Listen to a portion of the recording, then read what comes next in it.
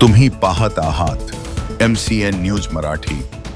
वाशिम जिल्ह्यातील कारंजा तालुक्यात खरीप हंगामाने आता वेग घेतला आहे। समाधानकारक पावसानंतर सोयाबीनसह विविध पिकांची जोरदार वाढ होत असून शेतकरी सध्या डवरणी आणि कोळपणीच्या कामात पूर्णपणे व्यस्त झाले आहेत। मात्र एकाच वेळी कामे सुरू झाल्याने मजुरांची टंचाईही जाणवू लागली आहे। यंदाच्या खरीप हंगामाच्या सुरुवातीला झालेल्या समाधानकारक पावसामुळे कारंजा तालुक्यातील शेतकऱ्यांमध्ये नव्या आशा निर्माण झाल्या आहेत। गेल्या वर्षी दुबार पेरणी आणि उत्पादन घटीचा फटका बसलेल्या शेतकऱ्यांना यंदा पावसाने मोठा दिलासा दिला आहे।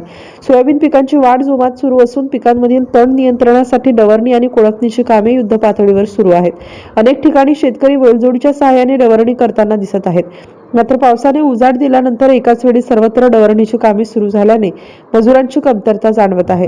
त्यामुळे अनेक शेतकऱ्यांना वेळेत डवरणी पूर्ण करण्यासाठी अतिरिक्त मेहनत घ्यावी लागत आहे।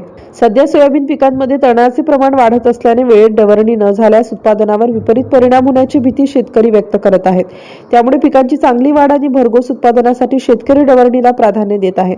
आता पुढील काळात पावसाचा योग्य ताळमेळ कायम राहिला तर यंदाचा खरीप हंगाम शेतकऱ्यांसाठी दिलासादायक ठरण्याची अपेक्षा व्यक्त केली जात आहे। MCN न्यूज मराठी करिता उमेश काळबांडे, कारंजा लाड।